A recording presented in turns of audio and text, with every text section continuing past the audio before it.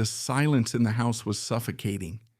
The kind of silence that weighs on you like a heavy blanket pressing against your chest.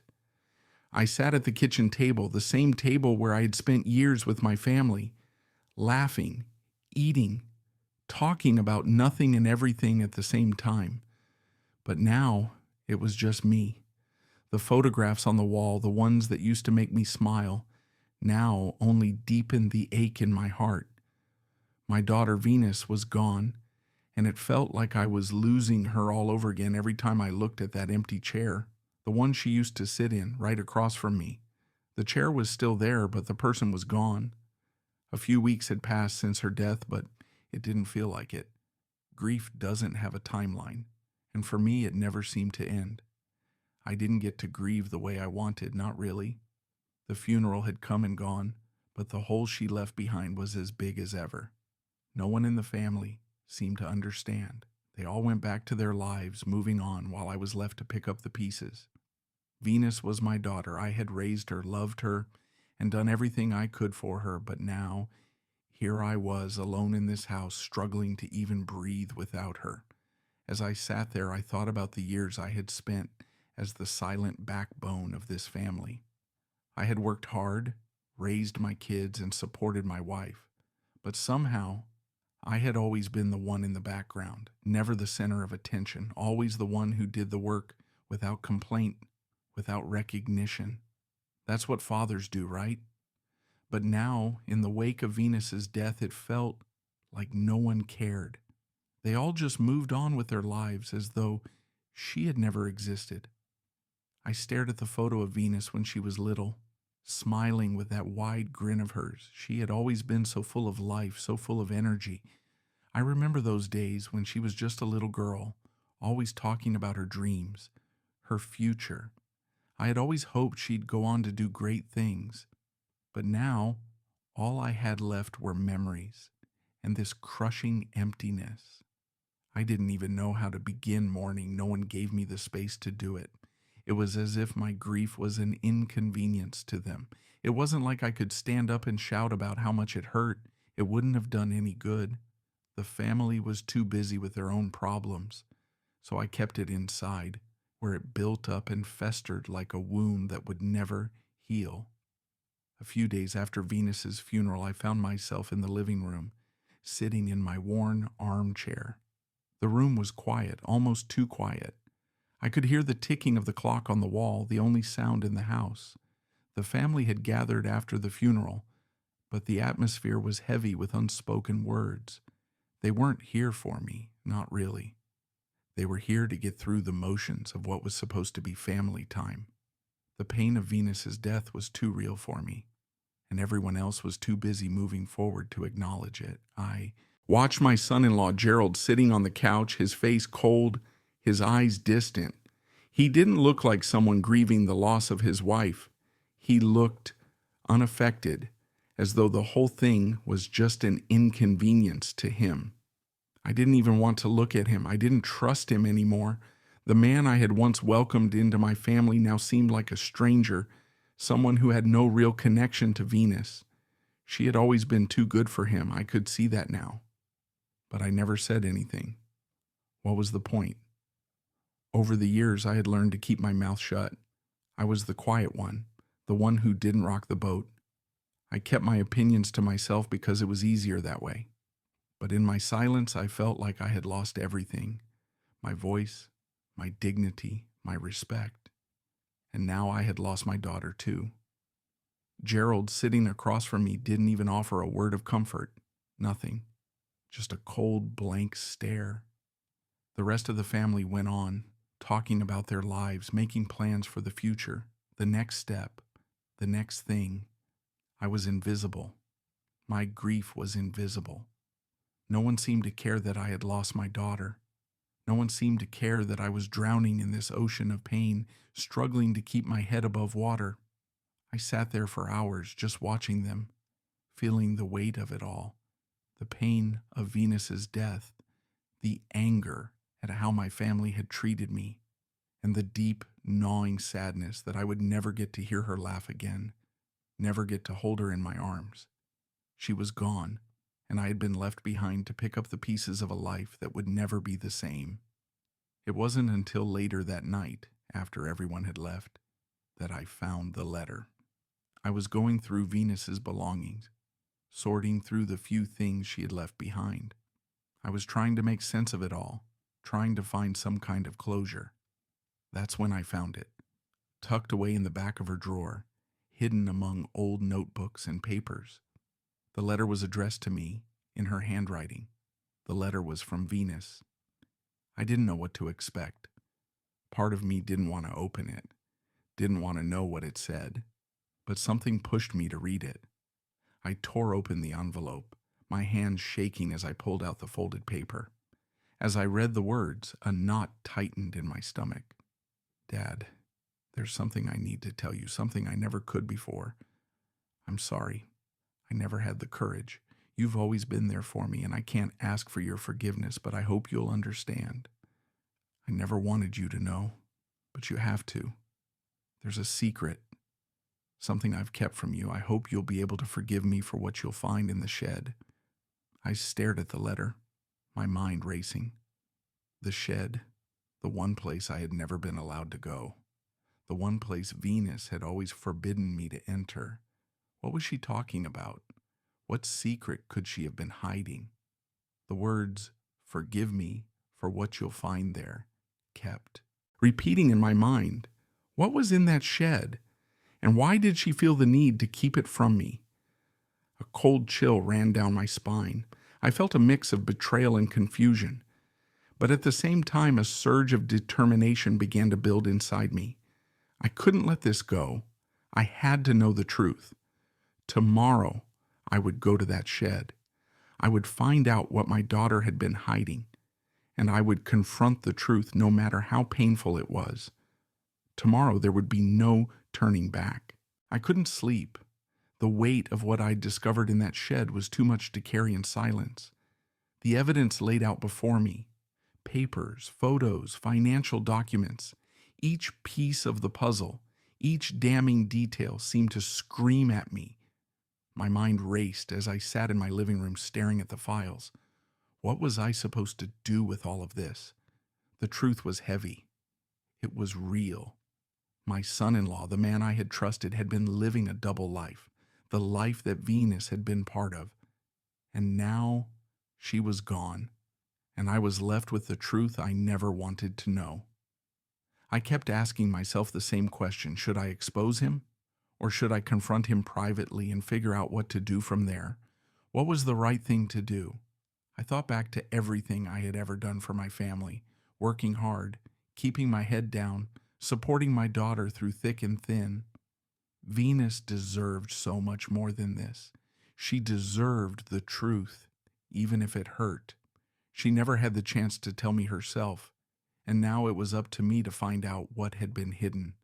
It was too much to handle in one sitting.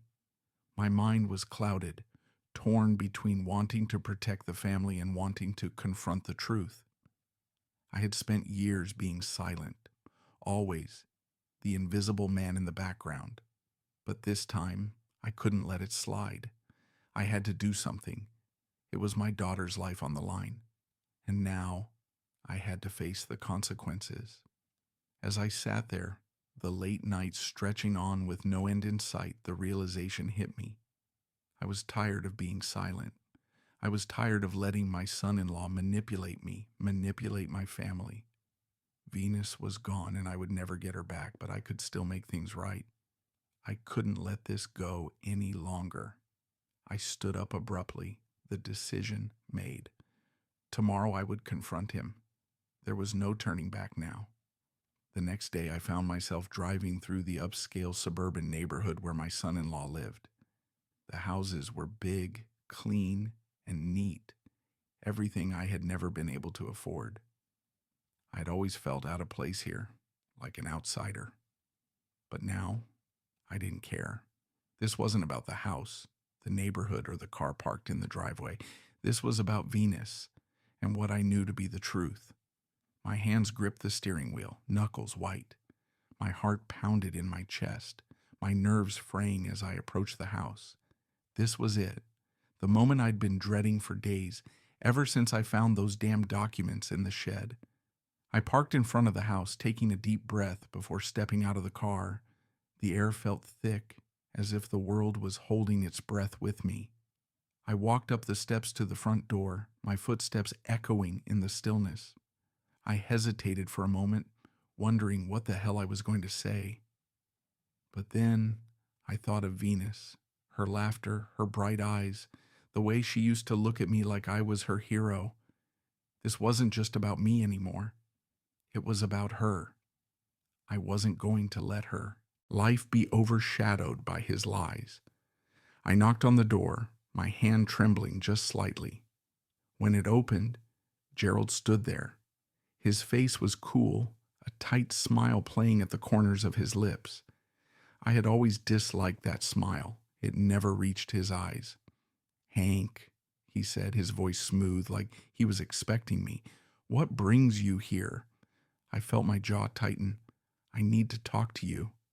He stepped aside, allowing me to enter, and I followed him into the living room. The same room where I had sat with Venus years ago, watching TV, laughing, talking. Now it felt cold, empty, and the air between us thick with the unspoken words. I took a deep breath. "I know what you've been doing." Gerald's smile faltered, but he quickly regained his composure. "What are you talking about, Hank?" I pulled the papers from my jacket and set them down on the coffee table. He glanced at them, then back at me, his eyes narrowing. "These are from Venus," I said, my voice steady despite the storm brewing inside me. "She kept them hidden from me, but she left me with a message, and now I know the truth." Gerald scoffed, clearly trying to brush me off. "Hank, you've got it all wrong. This isn't what you think." But I wasn't buying it. I leaned forward, placing the papers in front of him. "I saw the documents, Gerald. The photos, the bank records. I know what you've been doing with your dirty money, and I know you've been lying to Venus, lying to all of us." His face went pale for a moment, and the mask he had been wearing started to slip. But he quickly recovered, standing up from his chair. "These documents are outdated. It's all in the past. You're making something out of nothing." I stood up too, my fists clenched. "You think I'm stupid? You think I don't know what you've been doing? You think you can keep manipulating this family, lying to us all?" The tension in the room grew heavier, and I could feel the anger boiling inside me. This man had been walking all over us for years, and now he was trying to lie his way out of it. Not anymore. As the words hung in the air between us, I thought about all the years of silence, how I had always kept my head down, never speaking up. But now I was done being passive, done being ignored. Gerald's cold demeanor cracked, and I saw it, a flicker of fear in his eyes. He knew I wasn't going to back down, but what was he going to do? He couldn't talk his way out of this one. "I won't let you get away with this," I said, my voice low but firm. For the first time, he looked unsure of himself, a man who realized he had pushed too far. I turned away, feeling the weight of what I had just done. I had confronted him, and now there was no turning back. The next step was going to be even harder. I walked toward the back of the house, toward his office, where I knew the real answers were hidden. I couldn't stop now. This time, I was going to make him face the truth. I stood outside the office door, my hand hovering over the handle. I knew this was the moment everything would change. No more silence, no more lies. I took a deep breath, and as I gripped the doorknob, I made myself a promise. This time, there was no turning back. This time, there's no turning back. I'm going to make him answer for everything. The weight of the truth settled in my chest like a stone, heavy and suffocating. My hands were clammy as I stood in that office, staring at the files scattered across the desk. I had always prided myself on being the quiet, reliable one, never the center of attention, but always there when needed. I had raised Venus alone after her mother passed, never asking for much in return. But now, after everything I had uncovered, I felt the sting of betrayal like I never had before. I took a deep breath and steadied myself. This was the moment. There would be no going back once I went down this path. I could feel my heart pounding in my chest as memories of my daughter flashed through my mind. Her laugh, her smile, the way she would curl up next to me after a long day. She was my life, my everything. And now she was gone. I had always promised to protect her, but I hadn't been there when she needed me the most. That realization gnawed at me, and for a split second I almost turned away from it all. But I couldn't. I couldn't let her death be in vain. I couldn't let the man who had been in our lives, someone I had trusted, continue to live a lie. I knew what had to be done, and I wasn't going to be silent any longer. The papers in front of me were proof, evidence of the crimes he had committed, the life he had been hiding from all of us. It wasn't just about the money, it was about something far more insidious: manipulation, lies, and the destruction of everything I had tried to protect. I had to confront him. The pieces were all here, and they fit together in a way I hadn't expected, but I was ready. My hands trembled as I leafed through the papers again, my stomach turning with each new discovery. It started with small discrepancies, financial dealings that didn't add up. But as I dug deeper, the truth became more unsettling. Hidden accounts, questionable transactions, names I didn't recognize. It was all there, a paper trail that led straight to him. My daughter's husband had been involved in something much darker than I had ever imagined. As I sat there, my mind racing with a mixture of shock and disbelief, I couldn't help but think about Venus. How had she not seen this? How had she been so blinded by her love for him? She must have known something, but I couldn't bring myself to believe that she had been complicit in all of this. Maybe she was afraid. Maybe she had hoped it would all go away on its own. But it didn't go away. And now I was left holding the pieces of her shattered life. I was the one who had to pick up the broken pieces and make sure this man paid for what he had done to her. I felt my anger rising, but there was a coldness to it, a steely resolve that I hadn't felt in years. It wasn't just about family anymore. It was about justice. I wasn't going to let him get away with this. The documents were in my hand, and I couldn't ignore the gravity of the decision that lay ahead. Do I expose him now, or do I keep the family's reputation intact? Do I protect them from the truth, or do I let the world know exactly what this man has been hiding? I thought about Venus. I thought about her struggles, and the way she had been trapped in a marriage that had never been what it seemed. She never got the chance to confront the truth, and now it was my turn to do it for her. I had always been the protector, the quiet one in the background, but I had stayed silent for far too long. Not this time. The weight of my past decisions hung heavy on me. I had always sacrificed my own happiness to keep the peace, to keep the family together. But I couldn't do that anymore. I couldn't be passive while the people I loved were being deceived and manipulated. I had to stand up for what was right, even if it meant tearing everything apart. Venus would have wanted me to stand up for her, to fight for the truth, and I wasn't going to let her down now. I stood up from the desk, my mind made up. It was time to confront him. There was no turning back now. I walked toward the door of the office, my steps steady and purposeful. The night was still, but the air felt charged with the energy of the moment. The weight of the truth I was about to expose settled on my shoulders like a burden I could no longer ignore. I knew what was coming. I knew this was going to change everything, but I couldn't stop now. I couldn't let him get away with this any longer. The house felt different as I made my way down the hall. The silence was suffocating, like everything had been frozen in time. I could feel the tension in the air as I walked into the living room where my son-in-law was waiting. He looked up at me, his eyes narrowing slightly as he tried to keep his composure. "You wanted to talk?" he asked, his voice colder than I had ever heard it before. I didn't waste time with pleasantries. I reached into my bag and pulled out the documents. I slammed them down onto the table in front of him, watching as his face shifted from annoyance to something much darker. "I know what you've been doing," I said, my voice steady. "I know what you've been hiding." He looked at the papers, then back at me, his eyes flickering with panic. "This is nonsense," he snapped, but I could see the cracks in his facade. "You don't know what you're talking about." "I know exactly what I'm talking about," I said, my voice calm but unwavering. "You've been using my daughter, using all of us, and it's time for you to answer for it." He scoffed, standing up from the chair and stepping toward me. "You think you can intimidate me?" he sneered. "You're just an old man. What do you think you're going to do?"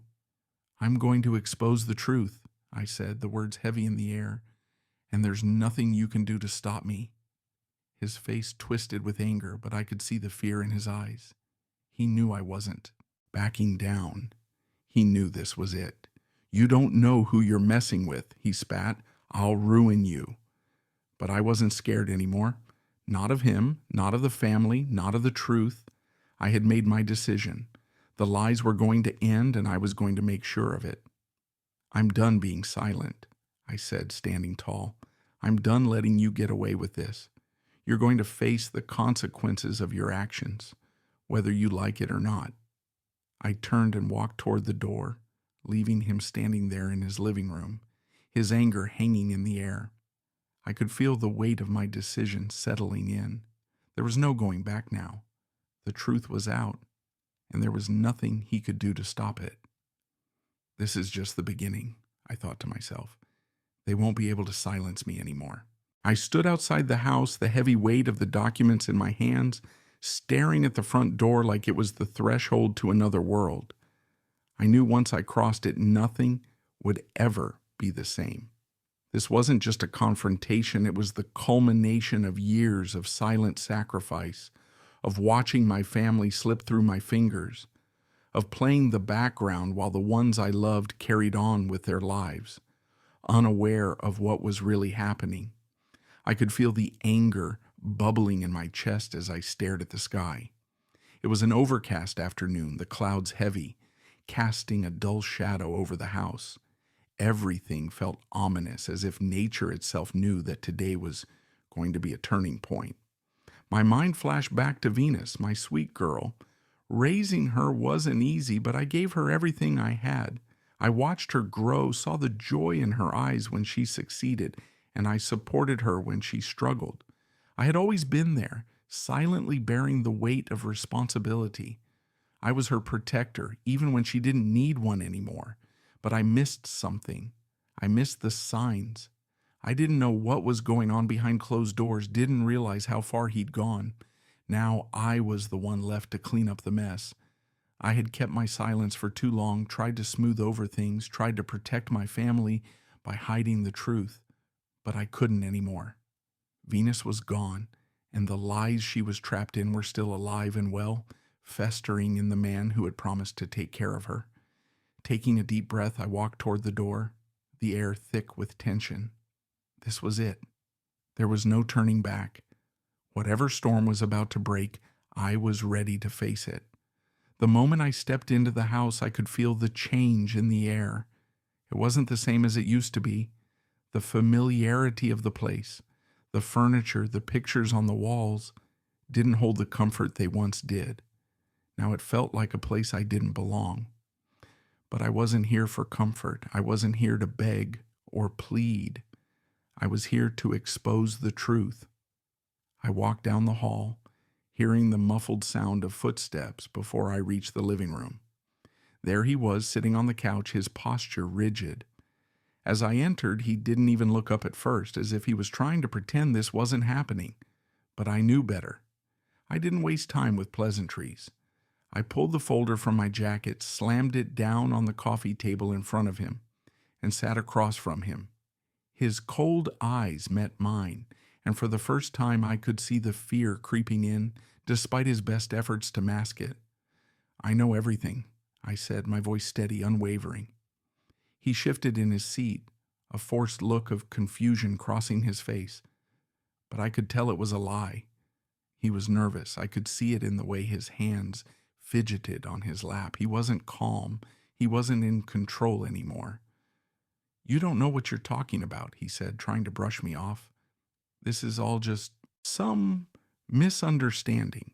I didn't buy it for a second. I'd seen enough to know that this wasn't just a mistake or a misunderstanding.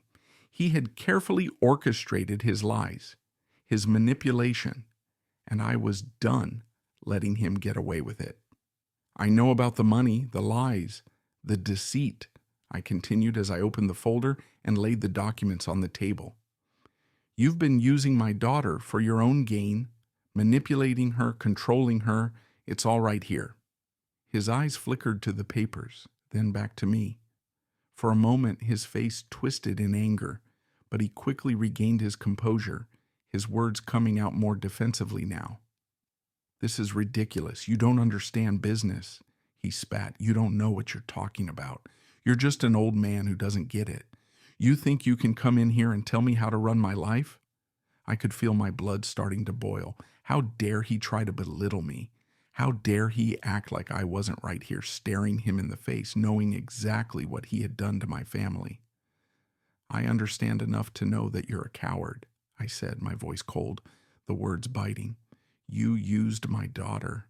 You used her trust, her love, and now she's gone, and you're still here, lying to everyone." His expression shifted, and for the first time I saw him lose control. He stood up suddenly, his hands clenched into fists.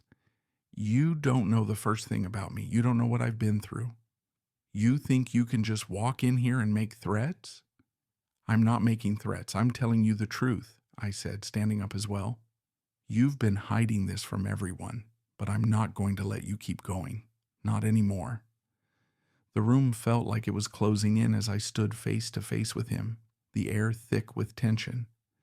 I knew I couldn't back down now, not when I had come this far.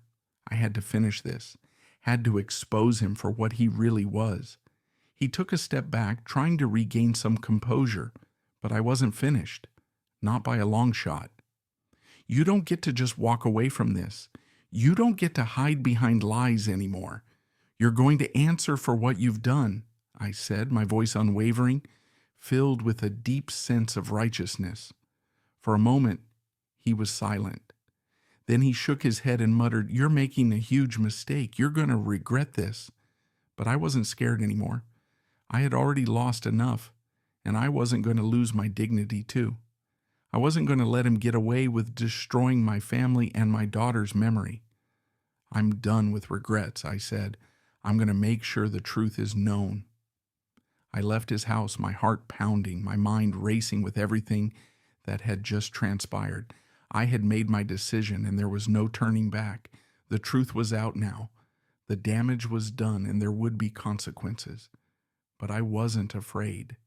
Not anymore. I had made my peace with the fact that I would be alone in this fight. It was me against him. And if I had to tear down everything he had built, I would.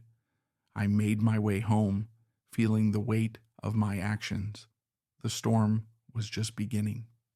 That night, the house felt eerily quiet. I sat alone in my living room, reflecting on the last few hours. My family would be the next to know, and I wasn't sure how they'd react, but no matter what, I knew I had done the right thing. I couldn't change the past, but I could make sure the truth came to light, and that was all I could do. The following day, I sat in my study reviewing the evidence one last time before I went to the authorities. It was a daunting task, but I was ready. I couldn't wait any longer. The final line echoed in my mind. The fight isn't over yet. This is just the beginning. The weight of the day pressed heavily on my chest as I sat in my study, the flickering lamp casting long shadows across the walls. The house was eerily quiet, a stark contrast to the storm that had been unleashed just a few days ago. All that remained now was the aftermath. Family estranged, friends questioning my choices, and a mountain of evidence laid out before me. I could feel the heat of the moment, the simmering anger I hadn't fully released yet, the bile of betrayal still fresh in my throat. I glanced down at the folder in front of me. documents, photos, a recording, proof of everything my son-in-law had hidden, a lifetime of lies and corruption, and I was the one holding the key to bring it all down. Yet as I looked at the evidence, I couldn't shake the feeling that there was still something I was missing, some deeper truth I hadn't uncovered yet. Venus's face flashed before my eyes, the girl I raised, the woman she could have been had it not been for him. She deserved so much more than what she got. And me? I had failed her, but only for a while. Now, I wasn't going to fail her anymore. I reflected on the decisions I had made, the rift I had caused with my family. Some would call it a betrayal, but I knew it was the only thing left to do.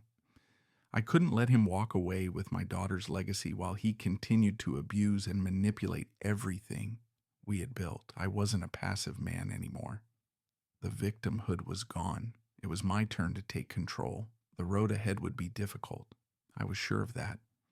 But as the night settled around me, I made my peace with it. The truth was bigger than any of us, and I would see it through. I wasn't going to be silent anymore, no matter how much it hurt. The next morning, the air was different. I stood in front of the lawyer's office, feeling a mixture of apprehension and determination. The legal battle was about to begin.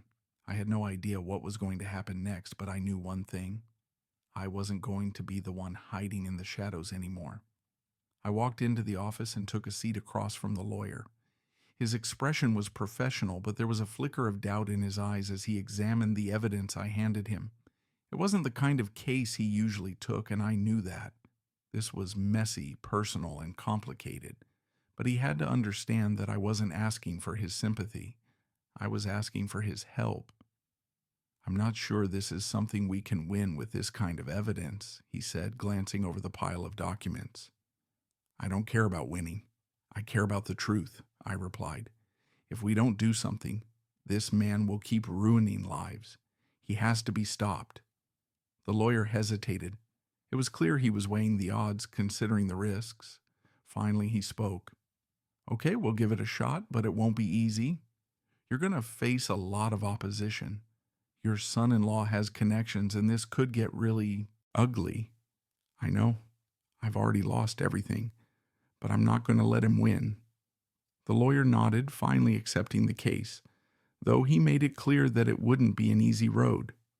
I left the office feeling a sense of relief mixed with a heavy weight. It was a step forward, but the journey would only get harder from here. I had no illusions about what was coming. The family dinner a week later felt like a last-ditch effort to hold on to something normal. But as soon as I walked in, I knew it wasn't going to be easy. The tension in the room was palpable.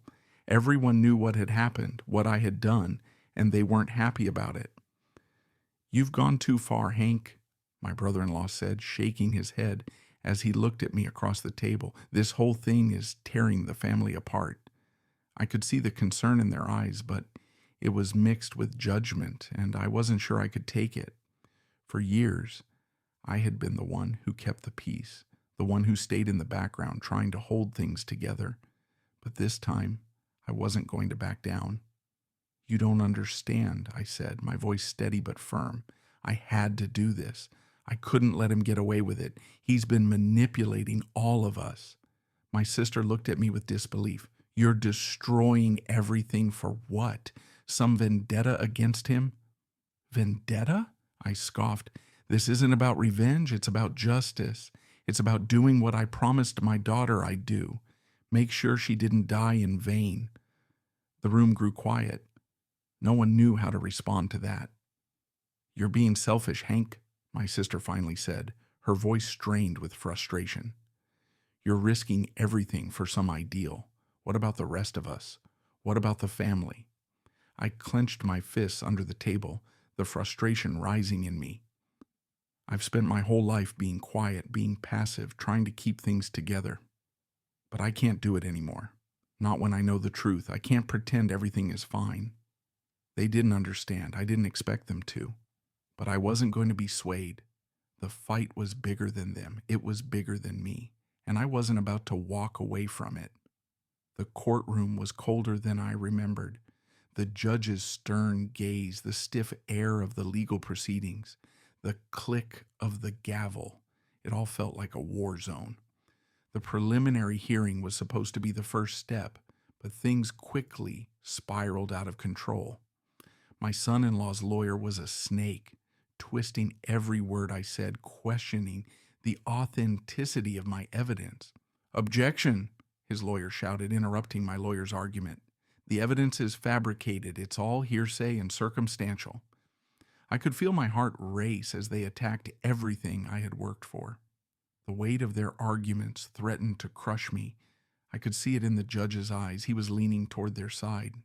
Son-in-law's family had deep pockets, connections in all the right places, and it was clear that this was going to be a long, hard battle. I clenched my jaw, refusing to let them see my doubt. I wasn't giving up. Not now, not ever.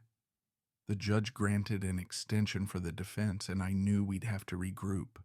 The walls were closing in, but the fight wasn't over. I wasn't going to let them bury the truth.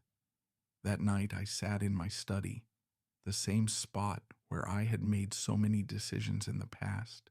The room was dim, the air thick with the weight of everything I had just experienced. My body was exhausted, but my mind was sharp, focused. The world was against me, but I couldn't turn back now. The corruption was too deep, and my daughter's memory was too important. I stood up, staring at the photo of Venus on my desk, the same picture I'd looked at 1,000 times. This wasn't about family anymore. This wasn't about money or reputation. This was about doing what was right. The path ahead was uncertain, but I was ready. I had made my promise, and no matter what happened, I wasn't going to stop. This isn't over, not by a long shot. The weight of the previous day's loss hit me hard as I stepped into the house. The courtroom had been a battleground, and in the end it felt like I'd lost. My son-in-law's lawyer had played his cards well, delaying justice and leaving me with nothing but the evidence and a sinking feeling in my stomach. I slammed the door behind me, the silence of the house suffocating. I sank into the couch, staring at the folder in my hands. My fingers traced the edges of the paper, the weight of the betrayal pressing down on me. The son-in-law had won this round, but this wasn't over. I wasn't going to let him bury the truth. Venus's face flashed before me, the girl I had raised, the woman she could have been if it weren't for him. My hands trembled as I thought about her and the death she had suffered because of the lies and manipulation. He'd used her, and in the end, he'd destroyed her. That thought alone pushed me forward even when I felt like giving up. I thought about the love Venus had for her husband, the way she had defended him even when the signs were there. I had to watch her love a man who was nothing but a fraud, a liar, a man who'd stolen her life. The pain in my chest was unbearable, but I couldn't let it defeat me. I grabbed my jacket, slinging it over my shoulder as I headed out the door. I wasn't going to stop. Not now. Not when I was this close. I had to meet with my lawyer to take the next step in this fight. The storm was coming, and I wasn't going to let it pass without leaving my mark. The next morning, after a sleepless night, I met with an old friend, someone I hadn't seen in years. He was a journalist, a man who had always been good with words, with connections.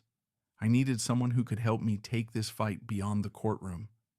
We sat at a dimly lit diner, the fluorescent lights above flickering slightly as he stirred his coffee. The tension in the air was thick. I laid the evidence on the table, the documents, the recordings, everything I had, I handed it over. The weight of it was enough to break a man, but I wasn't going to be that man. "This is some serious stuff," he said, looking over the pages. His eyes shifted nervously. "But you're asking me to go up against someone powerful. This isn't just about right and wrong anymore. This is bigger than that." I wasn't sure I could trust him. He had his own demons, his own battles, but there was something about him that made me believe he might help me. "I've lost everything," I said, my voice low. "I'm not walking away from this, not now, not ever. I need your help." He leaned back in his seat, considering my words. Finally, he sighed and nodded. "All right," he said. "I'll help you, but it's going to be messy, and we're going to make some powerful enemies." I felt a rush of relief wash over me. For the first time in weeks, I wasn't alone in this fight. I had an ally. The truth was finally going to be exposed, and with his help, I could finally bring my son-in-law to justice. A week later, the storm started to gather again. I walked into my house after a long day of battling my own thoughts. The phone rang as soon as I entered. It was from my lawyer. He sounded urgent, and when he spoke, his words hit me like a slap in the face. "I've just received a message," he said, his voice tense. "It's from your son-in-law's lawyer. They've made it clear. They're not backing down. They've got something else planned." I paused. My breath caught in my throat as I processed his words. "They said this isn't over. You're treading on dangerous ground," the lawyer continued. "They're making threats now, Hank. This is serious." I felt a cold rush of fear, but beneath it, there was a fire growing stronger.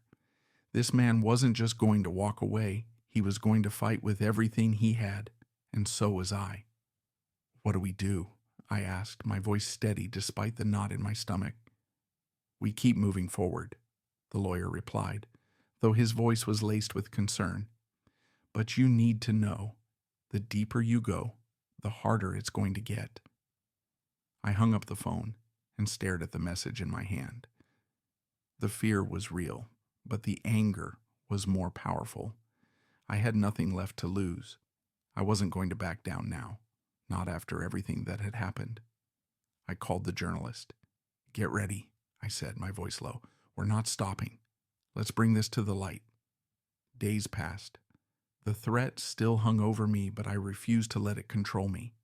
I walked into a community center, the doors creaking open as I stepped inside. The room was filled with people, families, individuals, all with their own stories of betrayal, deceit, and loss. I wasn't the only one who had been wronged. I found a seat, and an elderly woman sat next to me. She shared her story of being left behind by her own children, her voice steady but tinged with the years of pain. "The ones you love are often the ones who hurt you the most," she said, and I felt her words hit me like a punch to the gut.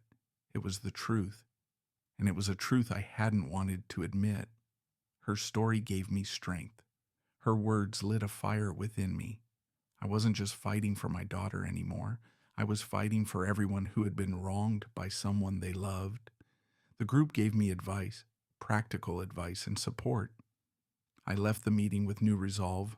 I wasn't alone in this fight. There were others who understood, others who had walked the same path, and now I had to do the same for them. I knew what I had to do next. It was time to face him again. My son-in-law had to answer for his actions. A week later, I stood in front of my son-in-law's house. It looked just as fancy, just as perfect as it always had. But today the facade was about to come down. I knocked on the door, and he opened it, his usual cold smile fading. When he saw who it was, "What is it now?" he snapped, his arrogance already shining through. "I'm not here to play games," I said, my voice steady. "I'm here to make you face what you've done." The conversation started civilly, but it didn't stay that way for long. I dropped the evidence on the table, watching his face shift from disbelief to rage. "This is absurd," he shouted, trying to defend himself. "You don't know what you're talking about. You have no idea what you're dealing with." But I didn't back down. I stood my ground, my voice cutting through his words. "The truth will come out. It's already out, and there's nothing you can do to stop it." He offered me money, tried to bribe me into silence, but it was too late for that. The seed had been planted. I had exposed him, and now there was no going back. I turned and walked out of his house, knowing that the real fight was just beginning. I got into my car, my mind racing with thoughts of the next move. My phone buzzed, a missed call from my lawyer. I looked at the screen. A message flashed across the screen. "We've got new information. This could change everything." The storm was coming, and nothing would ever be the same again. I sat in the quiet of my living room, the weight of the past few days pressing on me. The courtroom battle had been a loss, and I couldn't shake the feeling that the deeper I went into this fight, the more I stood to lose. Every time I thought I had a handle on the situation, life threw something else at me. The lies, the manipulation, and the coldness of my son-in-law were suffocating. But most of all, it was the betrayal of my daughter that gnawed at me. I had failed her, hadn't I? Her face flashed in my mind, the look of trust she had in that man and the love she'd given him. I couldn't get past the thought that I had to watch as she placed her heart in the hands of a man who destroyed everything she stood for. The pain was a constant reminder of why I couldn't stop. I had to finish this. My daughter deserved justice, and so did I. The frustration of the last week felt like a storm inside me. I was angry, tired, but there was something else too: determination. I had already made the decision. I couldn't turn back now. Slamming my fist on the table, I made up my mind. There was no stopping me. I would get the truth, no matter the cost. The next day, I met with my lawyer. His office was cluttered with paperwork, the kind of place that felt lived in, where business was personal. He wasn't expecting the fire I had in me, but once I laid it out, everything I had, he saw it too. "I'm ready to go after him," I said, my voice steady. "I'm done sitting around." He looked at me, surprised. "This is going to be messy, Hank. This fight, it's not just legal.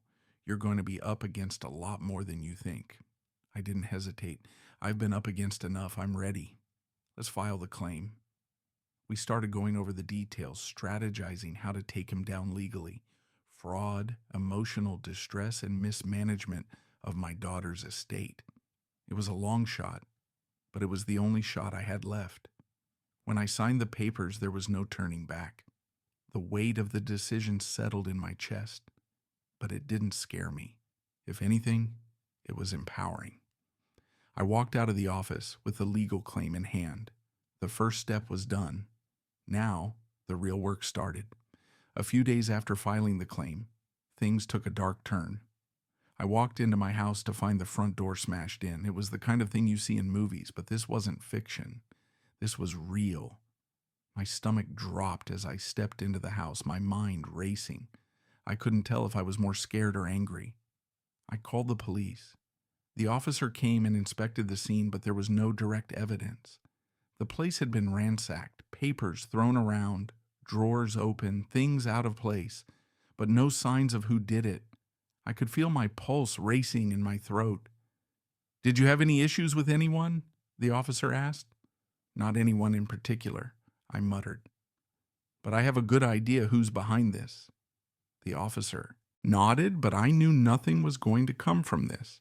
It was intimidation, pure and simple. I was starting to realize just how dangerous my son-in-law had become. He wasn't going to just play by the rules. This fight was bigger than I ever imagined. As I was standing there, the phone buzzed in my pocket. I pulled it out, seeing the message from an unknown number. "You think this is over? Think again." A chill ran through me, but I wasn't backing down. This battle was only getting started, and if he wanted to escalate things, he'd find that I was just getting warmed up. A few days later, I was back at the journalist's office. He had been working overtime to dig up more dirt on my son-in-law. I sat across from him, waiting for the latest news. The journalist pushed a stack of papers toward me. "This is what we found," he said, his voice low. "Your son-in-law, his background is full of fraud, manipulation, and worse." I leaned forward, scanning the documents. My eyes widened as I read about the other victims, people he'd used and discarded like trash. The deeper we went, the worse it got. He had been living a double life for years, and now everything was coming to light. This wasn't just about revenge anymore. This was about stopping a man who had used and abused everyone in his path. I felt the power of this new knowledge surging through me. This was the weapon I needed. But the journalist was quick to caution me. "If we go public with this, it's going to put a target on your back. You're already deep in the crosshairs. Are you sure you want to do this?" I hesitated. My gut told me this was the moment. The only way to truly take him down was to show everyone who he really was. But fear still lingered, not for me, but for what it would do to my family. I don't have a choice, I said. He's already taken everything else from me. It's time to take him down. We agreed to go public, to expose him in the way only the media could. But I knew it wasn't going to be easy. This wasn't just a legal battle anymore. This was a war. The next day I stood at the podium in front of a sea of reporters. My hand shook slightly as I clutched the microphone, but my voice was steady. I'm here today to tell the truth about a man who has destroyed lives for his own gain, I began. The man who married my daughter and used her for his own selfish purposes. He's not a businessman. He's a fraud. The room fell silent as I laid out the evidence piece by piece. The media's reaction was swift, their cameras flashing as the story hit the news. By the end of the press conference, my son-in-law's criminal history was out in the open for everyone to see. It felt like a small victory, but I knew the fight wasn't over. I had just lit the fuse and I wasn't sure how big the explosion would be. I left the podium, my heart pounding, but there was a sense of relief. The truth was out. But I also knew that my son-in-law wouldn't let this go easily. This battle had just reached a new level. I stepped outside the building, the bright daylight blinding after the dark conference room. My phone buzzed in my pocket. I pulled it out and read the message from his lawyer. "This isn't over, Hank. You'll regret this." I stopped in my tracks. The message settled in my stomach like a rock. This wasn't just a fight for justice anymore. It was a fight for my life, for my family's future. He wasn't going to stop until I was destroyed. I looked down at the message, knowing that the real battle was yet to come. The storm is coming. But so is the truth. The phone rang, pulling me from my thoughts. I had just wrapped up another exhausting day of media appearances, fighting to keep the truth afloat in a sea of lies. It was my son-in-law, the last person I ever wanted to speak to again. But his call was a challenge, one he seemed desperate to issue. "We need to meet, Hank." His voice crackled over the line. "Let's end this once and for all." I stared at the phone, the words echoing in my mind. He was too confident, too sure that I'd back down.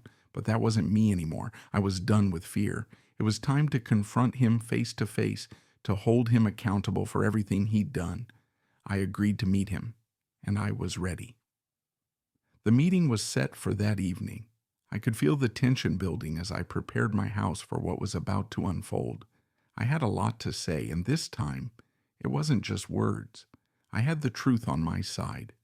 When he arrived, he walked into the room with that same arrogant swagger, the man who had destroyed my daughter's life and twisted everything she stood for. He didn't seem fazed by the media storm or the legal battles. Instead, he tried to play it cool, like he could talk his way out of this too. I wasn't having it. "You think this is over?" I said, my voice calm but filled with a rage that was hard to control. "You're nothing but a liar and a thief. I know everything, and I'm not backing down anymore." His face twisted with irritation, but he quickly masked it with a smirk. "Hank, you're making a huge mistake. I don't know what your problem is, but you don't understand the business. You're just a grieving father trying to destroy everything." I didn't let him finish. I laid out the evidence, every single piece of it. Documents, recordings, even testimonies from people he'd heard over the years. He blinked, looking like he was trying to hold it all together, but deep down, I knew he was scared. "You've ruined my daughter's life," I continued, not raising my voice, but letting every word land. "Her legacy, everything we built. Don't you dare try to manipulate this. I'm done with your lies." He stood up abruptly, his face reddening. "You don't know what you're talking about. You've got nothing. I'm going to make sure you regret this." His words were filled with venom. That was it. The last straw. I rose to my feet, stepped toward him, and grabbed him by the collar. "You're done. Get out of my life. You've taken enough from us." I shoved him back, feeling a surge of satisfaction as he stumbled, caught off guard by the force of my anger. With that, I kicked him out of my house, slamming the door behind him. It was over, or at least it felt like it. But in the back of my mind, I knew the fight was far from done. The next day, everything changed. I thought I had done the right thing by exposing the truth, by standing tall. But the backlash was immediate and brutal. News outlets picked up the story, but it wasn't the victory I imagined. My son-in-law struck back hard. He used every tool at his disposal to spin the narrative, turning me into the villain. His lawyer launched a smear campaign, claiming I was vengeful, unstable, and doing this all for personal gain. Suddenly, I found myself in the crosshairs. The media twisted the story. Friends and family started doubting me. My phone rang constantly, filled with messages accusing me of tearing apart the family for nothing. "You don't know what you're doing, Hank," my brother-in-law said over the phone. "This isn't the way to handle it." I felt the weight of their disbelief, and it cut deep. They didn't understand. None of them did. But I wasn't going to let this break me. I refused to back down. I wasn't doing this for me. I was doing it for my daughter, for her memory, and for the truth. I had to take control of this narrative once and for all. I called my lawyer and told him it was time for the next step. I wasn't going to let him bury me with his lies. This time, I would come out on top. A week later, I stood in front of the press again. The media frenzy had died down, but it wasn't over yet. I had something they hadn't seen before, something that would make them finally listen. I stepped up to the podium, my heart pounding in my chest, but my voice steady. The truth can't be buried anymore. My son-in-law is a fraud. He has lied, manipulated, and destroyed lives. I'm here to expose him for what he really is. I presented the undeniable proof, financial records, recordings, and witnesses who were willing to speak the truth. I watched as the room shifted, as the reporters who had been spinning the lies finally started to pay attention. I was taking back control. The media's attitude shifted quickly. Within hours, several news outlets issued retractions, acknowledging the truth. It felt like a small victory. But as I walked away from the podium, I knew this was just the beginning. My son-in-law wasn't going to give up. He would fight dirty, and I had to be ready for it. The courtroom was quiet, a stark contrast to the chaos that had surrounded me in the past few weeks. I walked in with my head held high despite the deep exhaustion in my bones. This was it, the final showdown. My legal team was ready. The evidence was overwhelming, and I felt confident that the truth would win. When I took the stand, I spoke from the heart. I talked about my daughter, her life, the love she had for this man who had betrayed her, and the destruction he had caused. My son-in-law's defense was weak. His lawyer tried to paint me as an angry, bitter father, but it didn't hold up. The truth was too strong. As the trial wrapped up, I could see the shift. The judge was leaning in my favor. I could feel the weight of the moment. This was what I had fought for. When the verdict came down, it was a victory. My son-in-law was held accountable for his actions. I stood there, a mix of relief and sorrow washing over me. My daughter's memory would finally be honored, but the scars from all this would never fully heal. A few months later, I sat in my living room, reflecting on everything that had happened. The battle was over, but the journey wasn't. I'd won, but the price had been high. The emotional toll had been immense. I visited my daughter's grave that afternoon, speaking to her as if she were still here, telling her about the fight I'd won for her. I felt at peace, knowing she would never be forgotten. I walked away from her grave that day, feeling the weight of the past lift, just a little bit. The story wasn't finished, not yet, but it was mine now. I sat in my living room, the soft glow of the evening sun casting long shadows across the room. The house was quieter than usual, the kind of quiet that only comes after a storm has passed. But the aftermath of all that had happened still hung in the air, thick and heavy, even though the legal battles were behind me. The trial, the media frenzy, the betrayal, all of it was behind me now, but it didn't feel like a clean break. I looked at the pictures of my daughter on the wall, her bright smile frozen in time, and I felt the weight of everything I had lost. Justice had been served, but at what cost? I had exposed the truth, brought the man who had ruined her life to his knees, but the scars remained.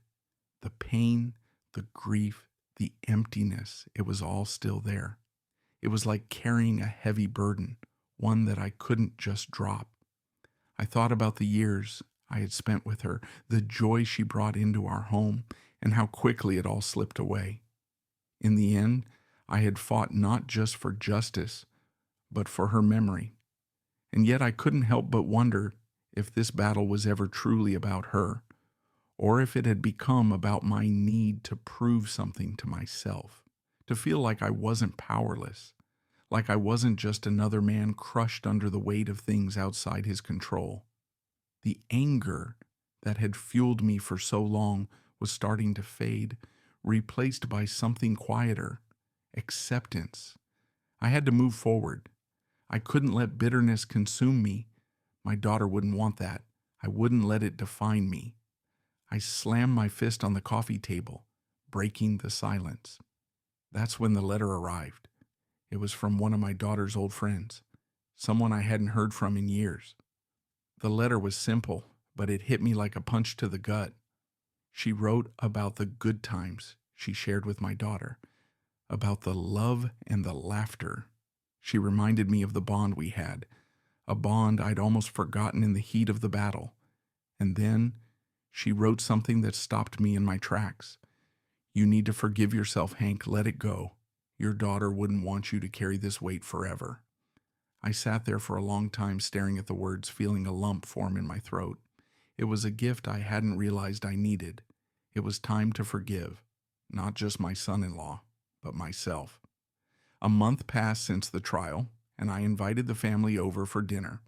The house felt different now, lighter in a way. The weight of the past still lingered, but there was space to breathe again. My wife, who had stuck by me through it all, sat beside me. Her presence gave me strength, but I could tell as she smiled and greeted the kids that the wounds were still fresh. The atmosphere was tense as expected. Old wounds had not healed overnight, but I had learned a lot from this journey. I wasn't going to carry the anger anymore. I wasn't going to let it poison what was left of our family. We sat down at the dinner table. The food passed around, but the real feast was the conversation we had. I talked to my family about forgiveness, how it wasn't just about forgiving my son-in-law, but forgiving myself. I apologized to my wife and kids for the distance I had created during all of this. It was hard. The silence that followed felt like 1,000 unspoken things. But slowly, one by one, they opened up. My son spoke about his anger, his confusion about the whole mess. My daughter's grief hung heavily in the room. My wife, with tears in her eyes, shared how she had been coping.